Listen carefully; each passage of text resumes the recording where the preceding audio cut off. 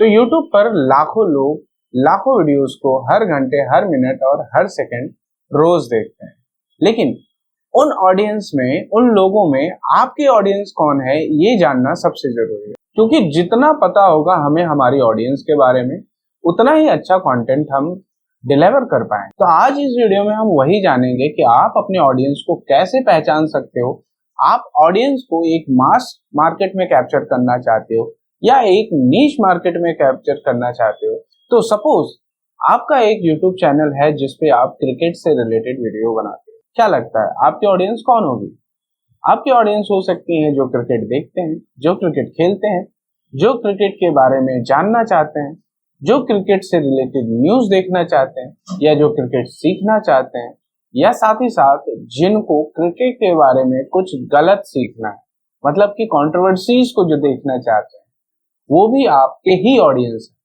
तो इसी प्रकार से हमें ऑडियंस सेलेक्ट करना है। लेकिन कई बार क्या होता है, हम ऑडियंस को सेलेक्ट करने में असमर्थ रह जाते हैं। लेकिन दोस्तों ये तो बहुत बेसिक सी बात हो गई जो मैंने आपको बता दिया कि आपको ऑडियंस कैसे सेलेक्ट करनी चाहिए और आपका ऑडियंस कौन होगा। लेकिन अब चलिए चलते हैं हमारे एडवांस मेथड पर, जिसमें आपको मैं बताऊंगा स्टेप बाय स्टेप कैसे आप मार्केट रिसर्च करके उसके फंडामेंटल्स को समझकर अपनी ऑडियंस को, प्रॉपर ऑडियंस को सेलेक्ट कर सकते हैं, जिससे आपका कंटेंट जो आप डिलीवर करेंगे वो सही ऑडियंस तक पहुंचेगा, सही लोगों तक पहुंचेगा और सही टाइम पे पहुंचेगा।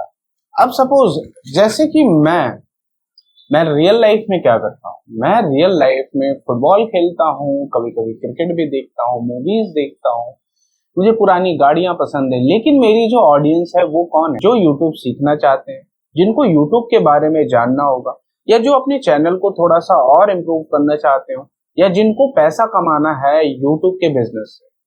तो ये मेरी ऑडियंस हो। तो मैं अलग कैसे हूँ दोस्तों उन क्रिएटर से जो आपको यूट्यूब सिखा रहे हैं? मैं अलग ऐसे हुआ दोस्तों कि मैं आपको बेसिक टू एडवांस सिखा रहा हूँ, जो कि इंडिया में कोई नहीं सिखा रहा है। और साथ ही साथ दोस्तों मैं आपको हिंदी भाषा में सिखा रहा हूँ, जो कि आपके लिए एकदम सरल भाषा है समझने के लिए। तो चलिए एक एग्जाम्पल से समझते हैं। सपोज करते हैं जैसे इंडिया में मेजॉरिटी ऑफ द फैमिलीज, या आपके घर में कौन सा टूथपेस्ट आता है? वैसे कोलगेट का नाम कोलगेट नहीं है, टूथपेस्ट है उसका नाम। उसका जो प्रोडक्ट है वो टूथपेस्ट है, लेकिन प्रोडक्ट का जो ब्रांड है वो है कोलगेट। लेकिन हम क्या करते हैं हमारे घर में, और हमारे घर में नहीं, इंडिया में लगभग 90% के घरों में आपको कोलगेट मिलेगा।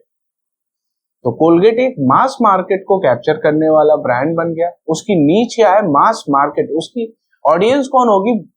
हर इंडियन फैमिली होगी, या हर वो बेसिक फैमिली होगी जिसको कोई प्रॉब्लम नहीं होगी। वहीं पे बात आती है कुछ ऐसी प्रॉब्लम की जिसे कोलगेट नहीं सॉल्व करता, तो वहां पे काम में आता है हमारा सेंसोडाइन। अब जैसे कि कोलगेट सेंसिटिविटी को नहीं सॉल्व करता, उसके लिए खास प्रोडक्ट बनाया गया है सेंसोडाइन की तरफ से।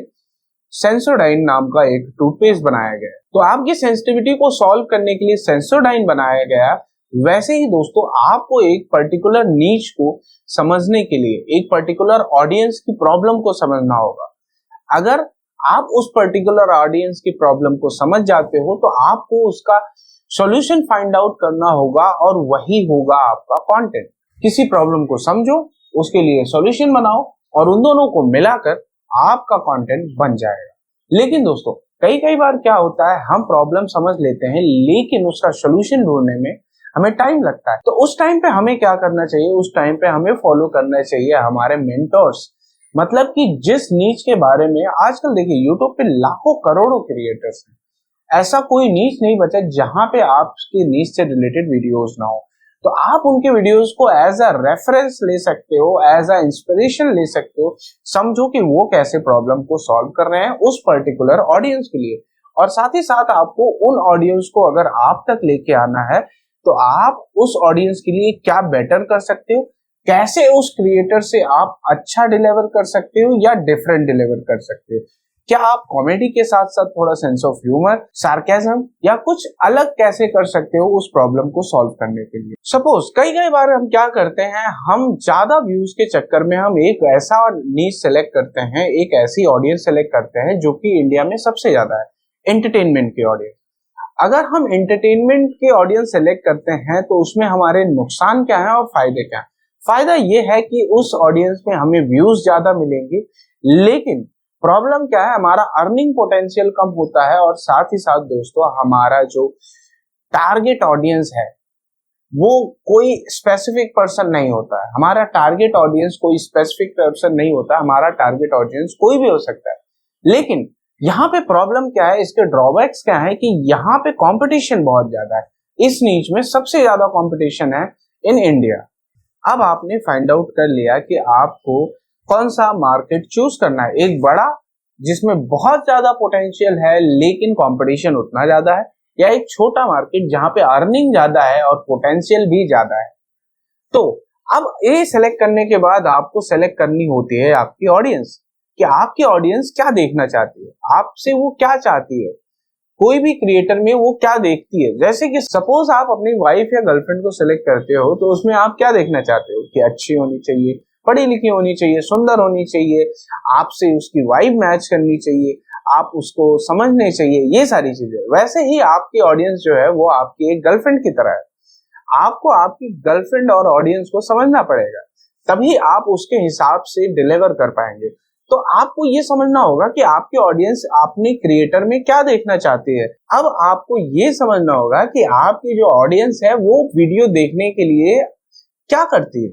क्या वो थंबनेल देखती है, क्या वो टाइटल देखती है, क्या वो वीडियो को शॉर्ट फॉर्म में देखना चाहती है, लॉन्ग फॉर्म में देखना चाहती है, क्या वो वीडियो के इंस्ट्रक्टर को फिजिकली देखती है पहले की किस हिसाब से आपका बॉडी है, कि आप फिटनेस चैनल पे हो, आप फिटनेस सिखा रहे हो, आपका फिजिक कैसा है वो देखती है, आपका बोलने का तरीका कैसा है।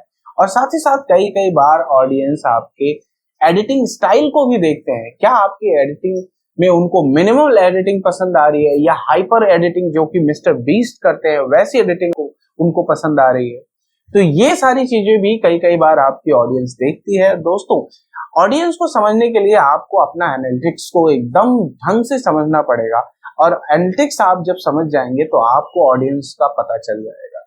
अब आपके ऑडियंस को जानने के लिए दोस्तों आपको ये भी जानना होगा कि आपके चैनल पर से आपकी ऑडियंस कौन सा टॉपिक ज्यादा सर्च कर रही है, कौन सा टॉपिक पे वीडियो ज्यादा देख रही है, और किस टॉपिक के बारे में आपको वीडियो ज्यादा बनाना चाहिए। और साथ ही साथ दोस्तों आपको ये भी देखना होगा कि आप ही की तरह वीडियोस कौन बना रहा है। आपको जो प्रॉब्लम का सॉल्यूशन मिला है उसी सेम प्रॉब्लम का सॉल्यूशन और कौन दे रहा है, आपकी ऑडियंस आपसे क्या चाहती है, वो सारी चीजों को समझना पड़ेगा। और वो सारी चीजों को समझने के लिए आपको समझना पड़ेगा आपका कमेंट सेक्शन।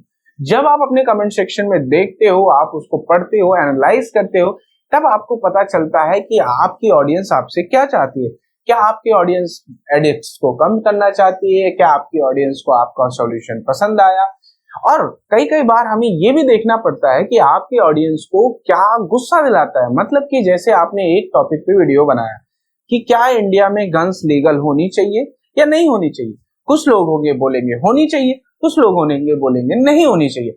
अब देखिए इसका फायदा क्या होगा, इसमें फायदा ये होगा कि दो ग्रुप बन जाएंगे और दो ग्रुप आपस में लड़ेंगे। लेकिन आपको क्या करना है कि कुछ दिन बाद एक बायस्ड ओपिनियन के साथ आपको दोनों की सहमति में एक वीडियो बनाना पड़ेगा, जिसे बोलते हैं क्लिक बेट टाइप का वीडियो। जब क्लिक बेट टाइप का वीडियो आप बनाते हो दोस्तों, ऑडियंस को समझ में आता है कि हाँ अपनी अपनी जगह दोनों सही है। और कई कई बार तो दोस्तों आपको ये भी समझना पड़ता है कि आपकी ऑडियंस आगे क्या देखना चाहती है, और आगे देखने के लिए फिर से आपको कमेंट सेक्शन में जाना पड़ेगा। तो इस टाइप से आप दोस्तों अपने ऑडियंस को सिलेक्ट कर सकते हो। और उम्मीद है दोस्तों ये वीडियो पसंद आई होगी।